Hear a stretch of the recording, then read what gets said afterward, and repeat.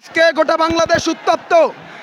তার একটি কারণ হলো আমাদের বাংলাদেশের ন্যায্য অধিকার আদায় করার জন্য যুগে যুগে আমাদেরকে রক্ত দিতে হয়েছে, জীবন দিতে হয়েছে। আপনারা জানেন, ছাত্ররা যৌক্তিক দাবি আদায়ের জন্য আজকের গোটা বাংলাদেশে নামছে। আমরা কে কোন দল করি, কে কোন দলের লোক, আমরা সেটা পরোয়া করি নাই। আমাদের একটাই পরিচয়, আমরা ছাত্র, আমরা নো ছাত্রলীগ, নো ছাত্র দল। প্রিয় দেশবাসী, আপনারা জানেন যুগে যুগে আন্দোলন সংগ্রামের মাধ্যমে আমার এই দেশ স্বাধীন হয়েছে। এই দেশ শুধু 1971-এর আন্দোলনেই স্বাধীন হয় নাই। এই দেশ 47-এর দেশ ডিভাইডের পরে 52-এর ভাষা আন্দোলন করেছে। কে করেছে? ছাত্ররা করেছে। এই দেশে 1966-তে 6 দফা আন্দোলন কে করেছে? ছাত্র সমাজ করেছে। এই দেশে 69-এর গণ উদ্বোধন ছাত্ররা করেছে।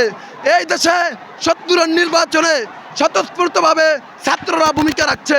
এই দেশে 71-এর মুক্তিযোদ্ধায় তৎকালীন ছাত্র সমাজ সকলেই তৎপরভাবে ভূমিকা রাখছে।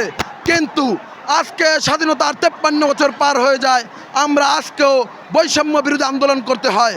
যেই আন্দোলন ভুট্টো সাহেব দমিয়ে রাখতে পারে নাই, যেই আন্দোলন মোহাম্মদ আলী জিন্নাহ দমিয়ে রাখতে পারে নাই, আমি বিশ্বাস করি আজকের ছাত্র সমাজের আন্দোলন, আজকের ছাত্র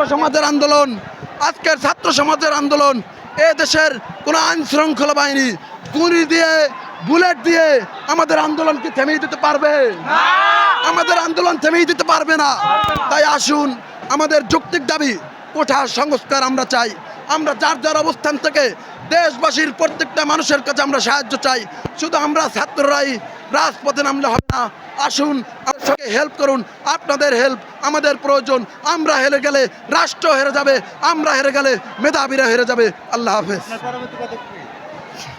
পরবর্তী পদক্ষেপ হলো আমাদের যৌক্তিক দাবির আন্দোলন। এই আন্দোলন যদি সরকার প্রধান তারা ইচ্ছাকৃতভাবে মেনে নেয়, তবে আমাদের কর্মসূচি আমরা তাৎক্ষণিকভাবে আমরা বন্ধ করে দিতে চাই। আর যদি এত